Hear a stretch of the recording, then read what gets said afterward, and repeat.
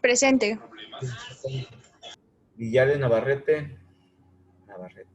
Presente. Villegas Franco. Presente. Muy bien, entonces nomás nos falta Beltrán García Dima. Sí, ¿verdad? 20, 21, 20, 21 conmigo. Pego un pequeño balanza. 23, chanfle, hay colados. Vamos a ver, ¿por qué son 23? Porque están todos. Por mí, profe Mancillas, soy de la tarde. Sí, ¿verdad? Griselda Mancillas. No sé si le había comentado a la profe Claudia que me iba a empezar a conectar en la mañana porque pues, estoy trabajando en la tarde. No, no me había comentado. Pues. Sí, por eso es que tienes 20 faltas en la tarde. No, es mi primera falta. Sí, ya sé, nomás estoy, Mancillas, ¿qué eran? Armendáriz. Armendáriz, ¿verdad? Sale, porque Sí. pues, para no extrañarte al rato, pues, que Mancilla, Armendáriz. Aquí le voy. Muy bien. Estás en la tarde. Ok. Muy bien. Muy bien. Muy bien. Muy bien. Gracias. Hola. ¿Profe ya pasó lista? Tiene como media hora. ¿Quién eres? Dimna, Beltrán. Dima, ya te habíamos extrañado. Dijimos, ahora no vamos. Ajá. Hoy no vamos a cumplir con la cita, dije, de que estuviéramos todos. Nos falta Dima. Ahí está, estamos todos. Ahora sí. Perfecto. Gracias. De nada. Muy bien, vamos a continuar. Ya casi terminamos esta unidad. Yo creo que ahora, mañana terminamos. La próxima semana hacemos la evaluación de esta unidad de competencia. Cualquier día que ustedes gusten, ¿no? Pero tiene que ser la otra semana. Porque entre hoy y mañana terminamos el tema y iniciamos la próxima semana la primera ley de la termodinámica. Vamos a aprender una veladora, vamos a hacer un pachangón, porque ya vamos a entrar a la primera ley. Así que la próxima clase van a ver que trae un gorrito y esos de las fiestas. No pregunten por qué, ¿no? Por favor, ¿no? Para que no me agüite. Ok, vamos a continuar entonces. Si no, no vamos a terminar, ¿verdad, Itzel? Sí, profe. Ok. Entonces nos quedamos ya, resolvimos un problema de factor Z, ¿no? Es el que sacamos el porcentaje de error de la desviación que vimos que realmente, como nos lo marca lo que estamos estudiando, el factor de compresibilidad nos corrige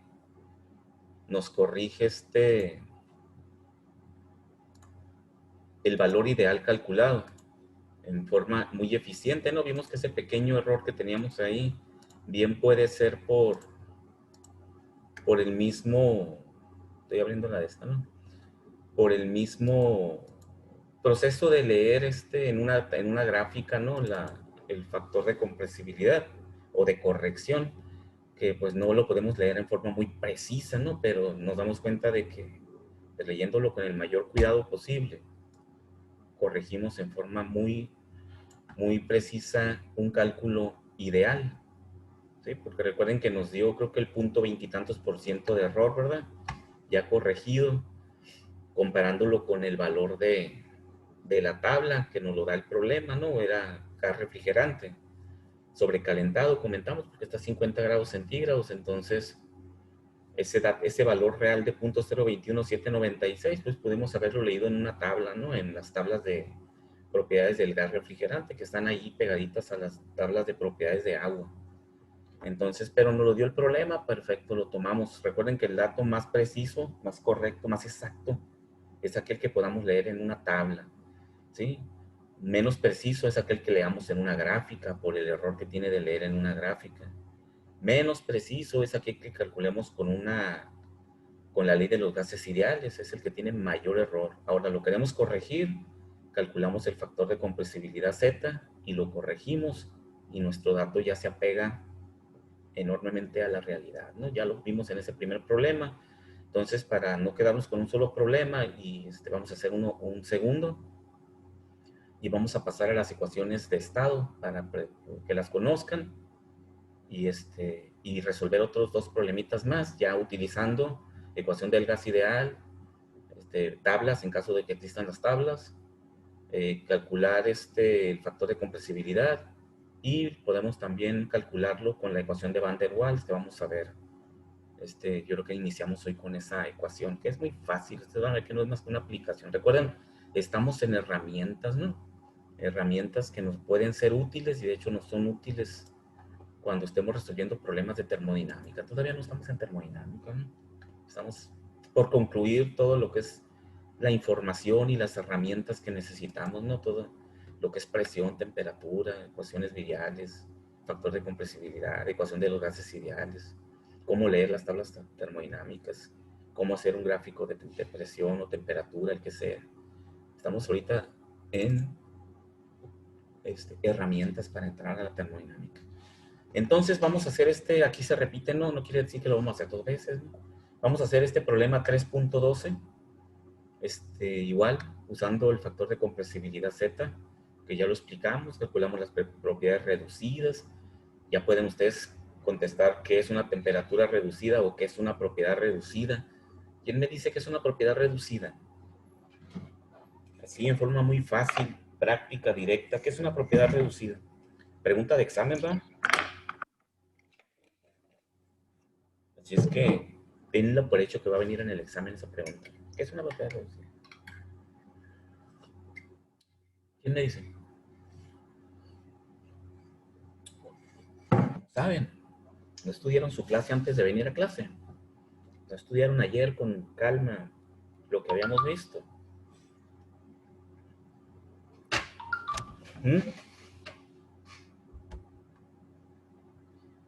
Así no funciona la termodinámica, ¿verdad?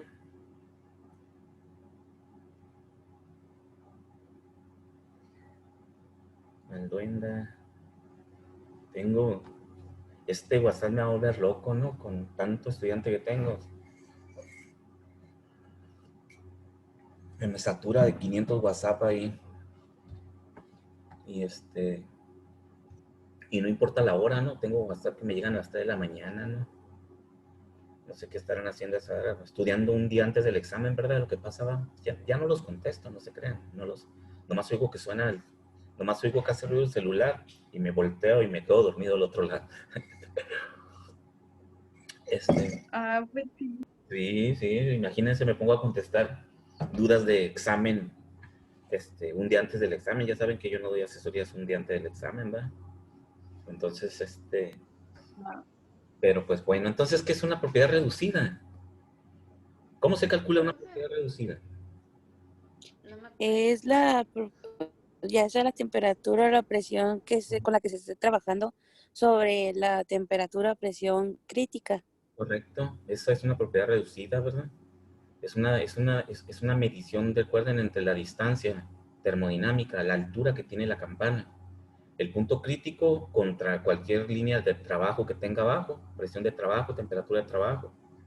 Esa distancia termodinámica, esa altura de la campana, es esa relación, ¿verdad? Es un cociente, es una relación, es decir, cuántas veces cabe la propiedad crítica, es el inverso, ¿verdad? De cuántas veces cabe la propiedad crítica en la propiedad de trabajo. Entonces son unidades de proporción, ¿verdad? Si la propiedad crítica son 10 y la temperatura o la propiedad de trabajo es 1, quiere decir que es una proporción de 10 a 1, ¿no? Es lo que indica. Por eso es una normalización, es qué tan grande es con respecto de, y nos indica esa distancia. Por eso se llaman reducidas, porque se normalizan. Normalizar es buscar un valor de medida que sea estable, que sea proporcional, que esté normalizado, que sea normal para todos los gases. Es una operación normal para todos los gases. Recuerden que las cartas de proporcionalidad Z o de corrección Z son para cualquier gas. Por eso se dice que está normalizado, está adecuado para cualquier gas. Y así de simple, ¿no? Trabajo contracrítico. Entonces, estas propiedades o esta dimensión termodinámica es con la que leemos el factor Z, ¿no? En nuestras tablas. Esas que ya les pasé por ahí por WhatsApp, ¿no? Entonces vamos a hacer este problemita. Determine, dice, la presión de vapor. Aquí es agua ahora, no es refrigerante 134A. Determine la presión de vapor del vapor de agua a 600 grados Fahrenheit y tiene un volumen de 0.51431 pie cúbico por libra masa. siempre sabemos, ¿no? Desde que estamos resolviendo problemitas de estado de este tipo, con la ley de los gases ideales, y luego que calcule la presión y calcule el volumen, y para leer las tablas termodinámicas y poder interpretar en cómo se encuentra mi gas para saber en qué tabla voy a leer el dato que me está buscando, ¿no? Que me está preguntando. Es lo que hemos visto hasta ahorita, ¿no? Puras herramientas. Aquí también nos dice lo mismo. Quiere la presión de vapor del agua y me da la temperatura y me da el volumen. Está en el sistema inglés, eso no debe de tener ningún problema. Nos vamos a las tablas en el sistema inglés. Y luego nos dice, inciso A, con las tablas de vapor. Sí, volvemos a lo mismo, desde que empezamos a trabajar con los procesos, acá con los diagramas termodinámicos, las sustancias puras, estamos trabajando con tablas, ¿no? Vimos de dónde salen las tablas, salen de los gráficos, y tienen sus áreas de saturación y sus áreas de sobrecalentamiento y ese rollo. Entonces aquí nos dice, vea una tabla y determíname cuál es la presión del vapor de agua a 600 grados Fahrenheit y un volumen de 0.51431. Luego, inciso B, calcula la presión esa misma que leíste, ahora calcúlala con la presión del gas, con la ecuación del gas ideal. Y luego, calcula el factor de compresibilidad Z. Si ese factor es diferente de 1, lo multiplico por mi resultado ideal para que se corrija. Si el valor es 1, pues sabemos que 1 por todo multiplicado por 1 es lo mismo. Si fuera aire, nos daría 1. Ya les comentamos eso, que el aire se comporta como real, aunque sea ideal. Nos daría 1, por eso no calculamos el factor de compresibilidad Z para el aire, porque es un gas que sus propiedades reducidas son muy, la altura termodinámica es muy pequeña y por lo tanto no tiene ningún problema para hacer cálculos con el gas ideal. Pero el vapor de agua no, recuerden que tiene 22.000 kilopascales de presión como presión crítica, mientras que el agua tiene 3.700, creo, ¿no? Entonces, el vapor de agua siempre tenemos que corregirlo porque mientras más se separe esa distancia entre la presión crítica y las propiedades de trabajo, más error hay en el cálculo con la ecuación del gas ideal. Entonces, vamos a hacer lo mismo que en la clase anterior, únicamente que vamos a cambiar de sustancia. Ahora es un vapor de agua. Entonces, ¿quién me dice? Bueno, calculen, lean la presión de este vapor a 600 grados Fahrenheit y 0.51431 pies cúbicos por libra masa. Léanlo por favor en las tablas, esto ya lo hemos hecho mucho, ya lo practicamos mucho. Aquí sabemos que siempre nos hacemos la primera pregunta, ¿no? ¿En qué tabla leo? ¿En las de vapor saturado, líquido saturado, o agua saturada, o en las de vapor sobrecalentado? Porque hay dos. Pues, dime cómo está el fluido, ¿no? ¿En qué condiciones, en qué estado está el fluido? Y aquí esa es la pregunta, para saber en qué tabla voy a ir a leer, en qué estado está este vapor. Por experiencia yo inmediatamente les digo en qué está, ¿verdad? Porque he visto muchos casos de esos. Pero sabemos que lo podemos demostrar. Así es que díganme, ¿en qué estado está este vapor? 600 grados Fahrenheit. ¿O cómo puedo saber en qué estado está? Por la curva, no está en sobrecalentado. 200 debe de estar sobrecalentado por la alta temperatura, ¿verdad? Pero podemos comprobarlo. Podemos hacer la grafiquita de la campana para ubicar la temperatura y suponer primero que esa temperatura o ese volumen es el volumen de saturación. Si es así, quiere decir que está en la línea de saturación y probablemente esté en calidad o esté como líquido saturado, que no va a estar, ¿verdad? O esté como vapor saturado. Aquí puedes tener dos condiciones: que esté como vapor saturado o vapor sobrecalentado por la alta temperatura. Pero si leemos en una tabla qué temperatura de saturación tiene cuando tiene 0.51431 pies cúbicos de volumen, y si esa temperatura es por arriba de esta, quiere decir que no está sobrecalentado. Y si es por debajo de esta, quiere decir que está sobrecalentado. Recuerden que siempre comparamos con las líneas de saturación. ¿sí? Entonces, abran sus tablas ahí de vapor de agua en el sistema inglés. Vamos a demostrarlo rápidamente, por si alguno tiene duda. O si no tienen duda, nos vamos directamente ya a resolver el problema.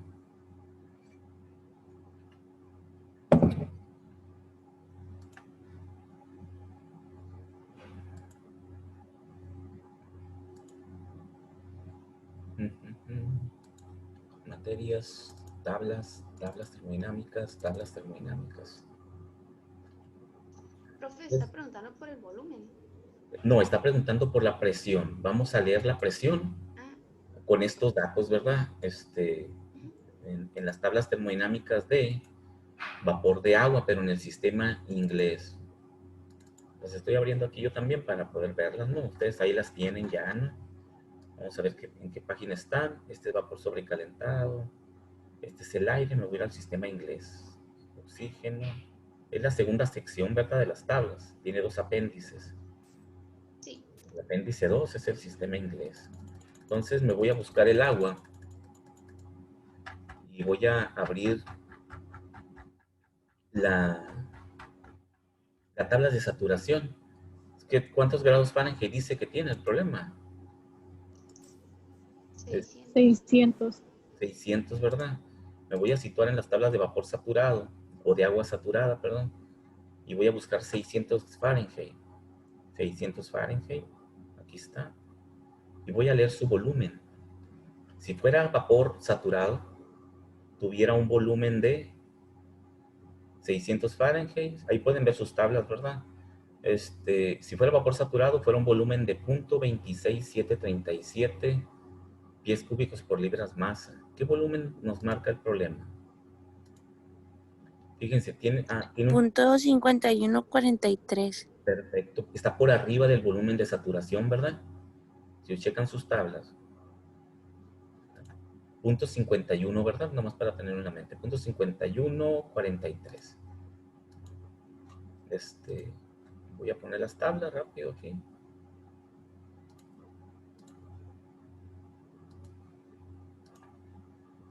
Las encuentro. Ahí está, ¿no? Si checan aquí 600 grados Fahrenheit, y voy a buscar como si esa fuera su temperatura de saturación. Es la suposición que siempre hacemos, que esté en un valor de saturación.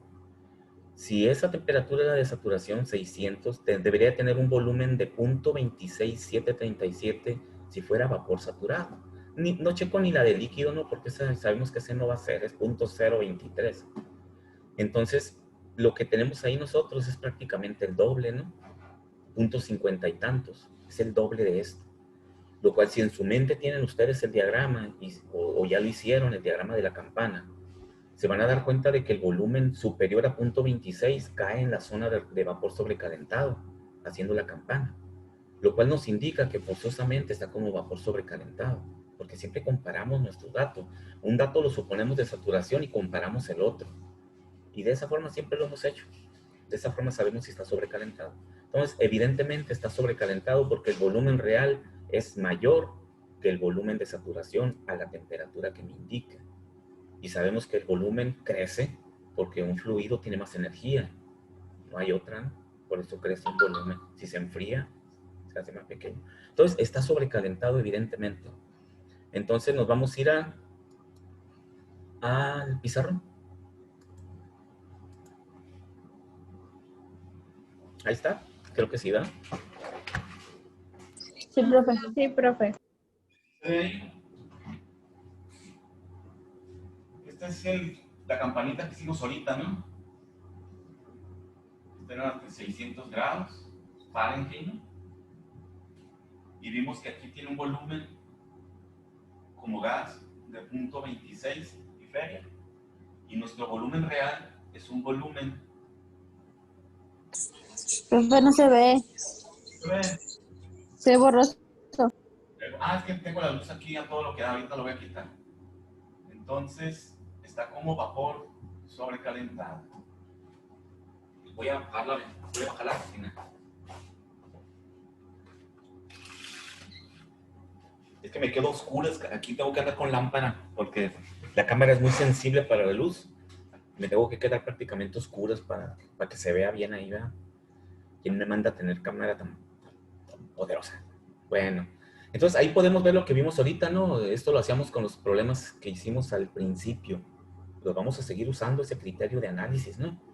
Ahí vemos que el vapor del gas, si yo considero que esos 600 son saturación, sería de 0.26. Mi volumen real es de 0.51. Por lo tanto, está sobrecalentado. No hay de otra aquí. Entonces, me pide que lea la presión. Entonces, como ya sé en qué está, me voy a ir a las tablas de vapor sobrecalentado, porque recuerden que nos pide primeramente que sea con la tabla. Que lean en sus tablas de vapor sobrecalentado la presión a una temperatura de 600 y un volumen de...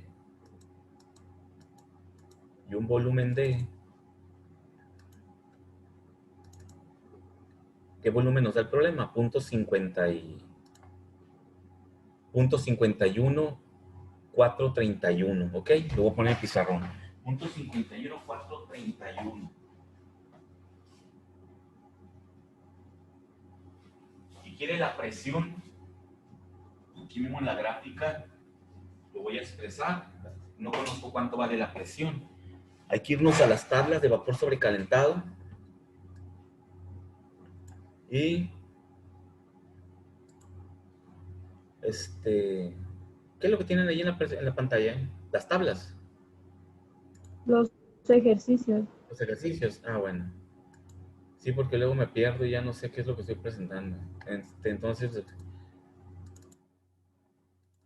ahí están las tablas, ¿no? Sí, ya, profe. Ok, nos vamos a vapor sobrecalentado, porque ya vimos que está como vapor sobrecalentado. Aquí está. Nos da una temperatura de 600. Todas las tablas de vapor sobrecalentado tienen 600. ¿Verdad? Porque sabemos que las tablitas de vapor sobrecalentado es una presión que tiene diferentes temperaturas, como en este caso que estamos viendo. Entonces, lo que yo tengo que hacer es revisar entre cada cuadro, como no conozco la presión, tengo que revisar en cada cuadro cuál cuadro se va acercando en 600 grados centígrados a mi volumen de 0.51431. Por ejemplo, checo primer cuadro, 600, volumen, 631.14. Nunca va. Nunca. Me voy a las que están más chiquitas. Estas están muy grandes el volumen. Volumen todavía de 2. Volumen de 2. Volumen de 2. Volumen. Tengo que leer un volumen bien pequeño, ¿no? Profe, está en la de 1000 piezas. 1000.4. De 1000, Nicole. A ver. Sí. De 1000. Ok, aquí de 1000 psias. 600 puntos. Aquí está, 0.51431. Correcto. Lo cual significa que la presión que tiene son 1000 psias. ¿Sí? Entonces, ya lo leímos en la tabla. Punto 1000 psias, ¿verdad? Lo voy a poner aquí en el pizarrón. Es lo que quería que supieran. Presión 1000 psias. Sabemos que psia es libra por pulgada cuadrada. Entonces ya respondimos el primer pregunta. Ahora quiere que lo calculemos. Sabemos que ese es el dato más correcto que puede haber, ¿no? Pero quiere que lo comparemos calculándolo con el ideal y luego lo vamos a corregir. Con la ley de los gases ideales para el inciso B, aplicando la ley de los gases ideales, PB es igual a nRT. Tengo la temperatura, tengo el volumen, tengo la R, despejo la P. ¿Cuánto da P despejándola de ahí? ¿Cuánto es? Hay que buscar una R que esté en el sistema inglés, que tenga psias, que tenga pies cúbicos, que tenga Rankine. Entonces esos 600 grados Fahrenheit necesitamos convertirlos a Rankine. Recuerden que siempre aplicamos temperaturas absolutas. Y sabemos que, ¿cómo convierto una temperatura Fahrenheit a Rankine? ¿Qué tengo que hacer? Sumar, ven. ¿Ok? ¿Qué le vamos a sumar? 459.63. Correcto, muy bien, exactamente. Entonces le sumamos eso a los 600. Ya tenemos la temperatura en Rankine, nuestra R que tenga estas dimensiones. El volumen es el volumen específico, siempre lo que se lee en una tabla, ¿no? Es pie cúbico por libra masa, kilogramo por metro cúbico. Por lo tanto, aquí vamos a hacer lo mismo, ¿no? Metros cúbicos por kilogramo, ¿no? Perdón. Tenemos que entonces que despejar B entre N, perdón, presión es igual a N RT entre B, en donde N entre B es el volumen específico, molar. Vamos a necesitar el peso molecular para convertir estos moles que van a ser libras mol a libras masa. Ok, entonces vamos a ver quién busca la R ahí, que nos la dicte la R. Voy sustituyendo aquí los datos. Presión es igual a N en RT entre B. NB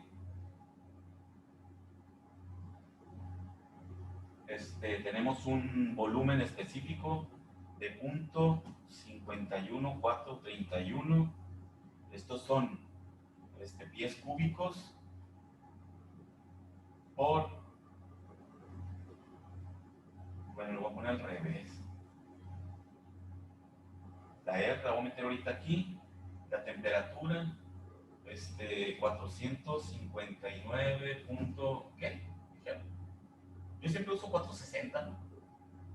Lo redondeo, 460 más 600 nos van a quedar ranking. Entre volumen específico va a ser igual a pies cúbicos por libra masa. Por lo tanto, aquí tengo el inverso. No sé si cachan eso, que es el inverso. El inverso es la densidad y es libra masa por pie cúbico. ¿Verdad que el volumen específico siempre es el inverso de la densidad y al revés? Entonces, este dato que tengo yo aquí es pies cúbicos sobre libra masa y acá tengo libra mol entre pie cúbico. Por lo tanto, lo voy a poner aquí abajo. 0.51431 libras pie cúbico.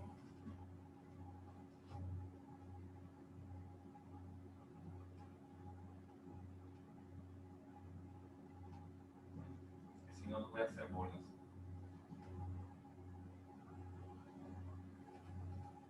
Ya tiene la R.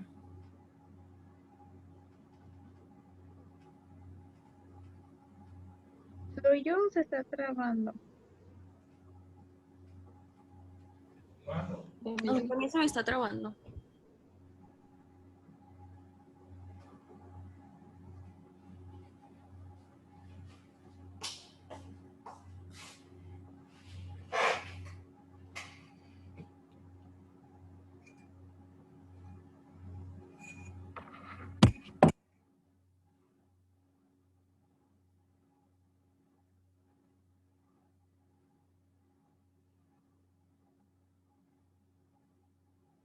¿Cuánto da la R? Te doy. No me van a dar las unidades. Voy a poner un amarillo. La R es 10.73, ¿Sí? 159. Psia, pie cúbico sobre libra mol ranking. ¿Así? Sí, Muy bien.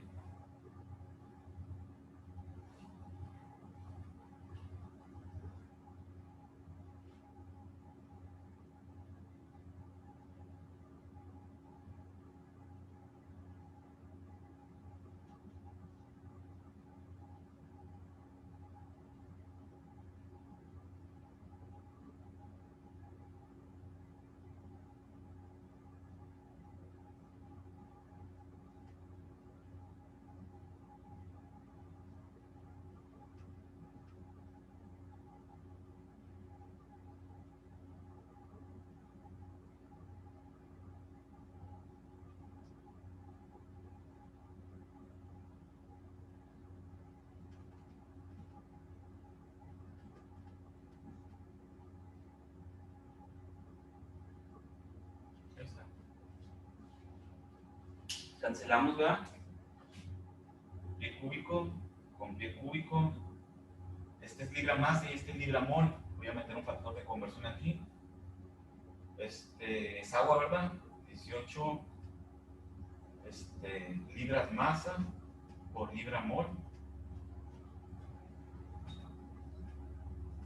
Es el peso molecular del agua. Libra masa con libra masa, libra mol con libra mol, ranking con ranking. Nos quedan psias.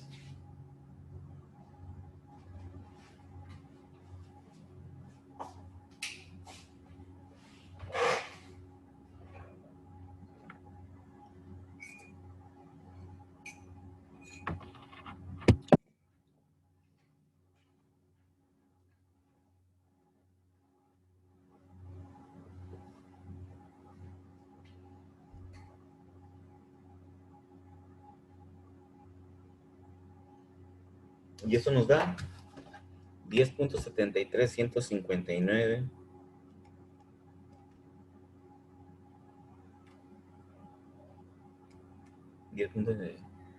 por 1060, ¿va? Entre .51431 entre 18. .001228. Ah, no, es positivo. 1228.8 psias.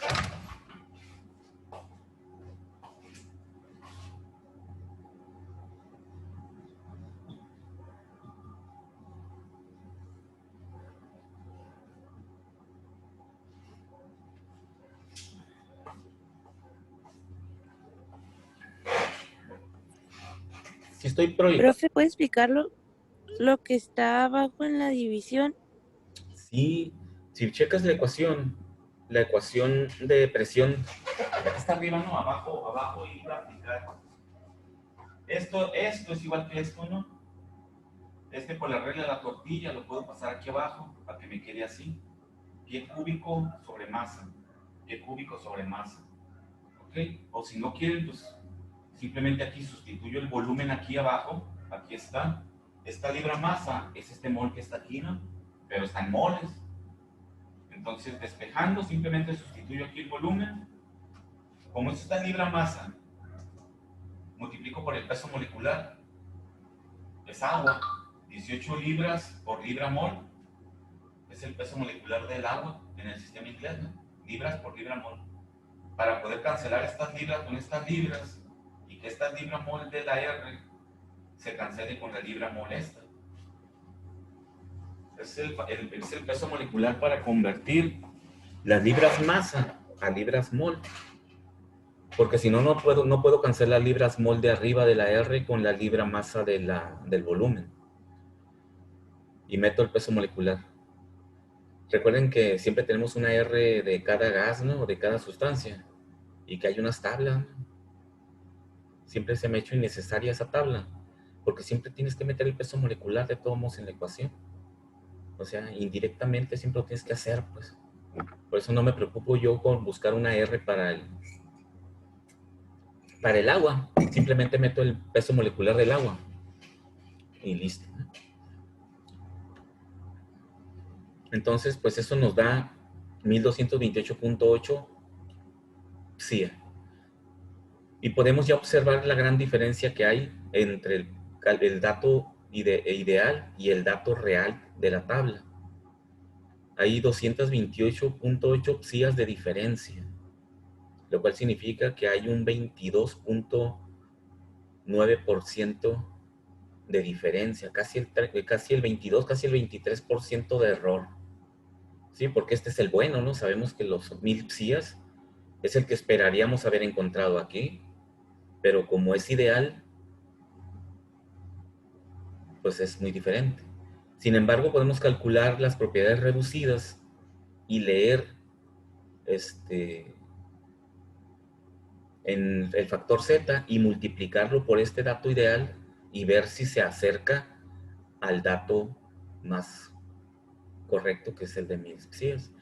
¿Cuál es la temperatura? Aquí tenemos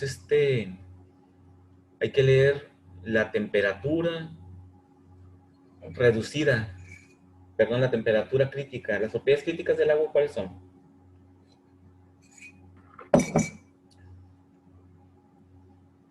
Las propiedades críticas del agua. Hay que irnos a la tabla de propiedades críticas. Me acuerdo que son 22.0 y feria, ¿no? Ah, no, pero hay que irnos en el sistema inglés. Esa es otra, ¿no? Hay que irnos a la tabla de propiedades. Es la tabla, la primera tabla, ¿no? También de este apéndice.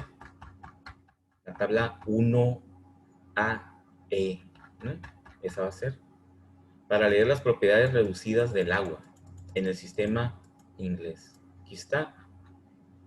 Agua, 1164.8 ranking. 1164.8. Anótenlo ahí.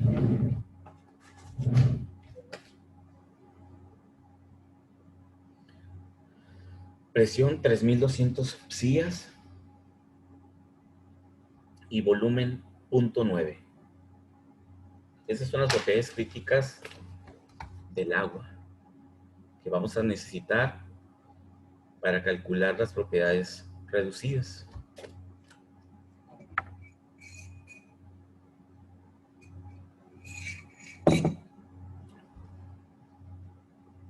Profe, Mándeme. ¿puede mostrar en qué tabla lo sacó?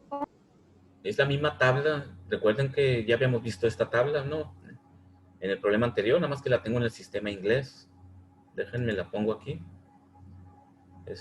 Voy a quitar el pizarrón. Compartir.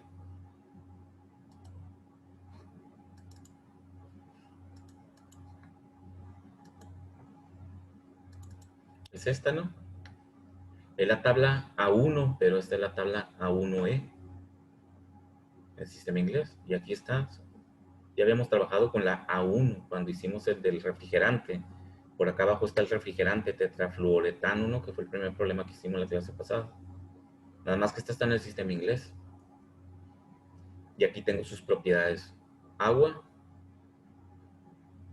Y esas son las propiedades críticas que voy a usar para hacer el cálculo de las propiedades reducidas. Ah, sí. Ajá.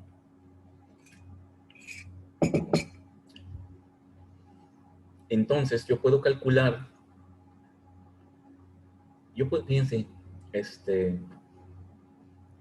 yo lo puedo hacer con la presión que ya calculé, con la presión que tiene ese margen de error. Puedo calcular la temperatura reducida. ¿Por qué? Porque la distancia entre la propiedad crítica y la propiedad de trabajo suele ser muy grande, lo cual minimiza mucho el posible error que hubiera ahí, una diferencia. O lo puedo hacer directamente con el volumen, pero el volumen siempre implica un error en el cálculo de una propiedad reducida. Bueno, no es un error, es una inexactitud. Hay un volumen reducido que se llama volumen pseudo reducido. ¿Por qué? Porque se ajustó el volumen. ¿El volumen reducido cuál sería? Volumen de trabajo entre volumen crítico. Pero como ese volumen, recuerden que en el punto, arriba de la campana, en el punto crítico, ¿cómo dijimos que se definía el punto crítico? ¿Qué es el punto crítico de una sustancia? ¿Quién se acuerda? ¿Cómo defino? Pregunta de examen. ¿Cuáles son las características del punto crítico?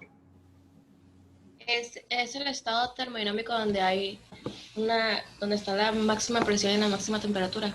Ajá, ¿y el volumen cómo es? Esa es la principal característica del punto crítico. Y el volumen del gas y del líquido son iguales. Ok. Sí, o sea, no se distingue realmente una diferencia entre el volumen del gas y el volumen del líquido, si checan eso. El volumen se va haciendo cada vez más pequeño, se va acercando hasta que se unen. Eso trae una consecuencia de que va arrastrando una diferencia, una inexactitud, si lo utilizo como volumen reducido. Temperatura no hay problema. Temperatura entre temperatura crítica. Presión no hay problema. Presión entre presión crítica. Pero volumen, el volumen es volumen de trabajo entre volumen crítico. Lo que hay que hacer aquí para reducir ese margen de error que genera el hecho de que el volumen se va convirtiendo prácticamente en algo medio extraño ahí, ¿sí? No sabemos realmente si es el volumen del líquido, es el volumen del gas, o sea, está tan comprimido que debería de estar completamente líquido y sin embargo se mantiene como gas una parte de esa mezcla. Y eso es algo medio extraño, ¿no? Por eso es una parte del estudio de las sustancias donde se ven otro tipo de... La materia se transforma, ¿no? Cambia a otro tipo de estados. Entonces, para minimizar esa diferencia, esa inexactitud que va manejando el hecho de que el volumen se va comportando de una manera extraña, se maneja un volumen pseudocrítico, que es simplemente, es el volumen, sustituirlo en las funciones, sustituirlo con los valores o las propiedades de las otras, con los valores de las otras propiedades, pues. Entonces, se los platico ahorita, no, lo vamos a resolver este inciso, lo vamos a resolver mañana. Vamos a ir directamente al pizarrón. Ahorita se los platico en el tiempo que nos queda. ¿Y qué significa esto? ¿A qué es igual volumen si lo despejo de la ley ideal, de los gases ideales? Pues volumen va a ser igual a nRT entre P, ¿verdad? Despejando el volumen de la ecuación de los gases ideales. Eso, nRT entre P es igual al volumen. Sustituyo eso en la ecuación reducida, donde tengo volumen entre volumen crítico. Sustituyo en lugar de volumen, pongo nRT entre P. Quiere decir que voy a calcular en forma indirecta el volumen. Transformo el volumen a las propiedades de las cuales depende el volumen. Eso es completamente válido. Para no calcularlo con el volumen, pues. O sea, porque nos maneja un pequeño, una pequeña diferencia en el cálculo.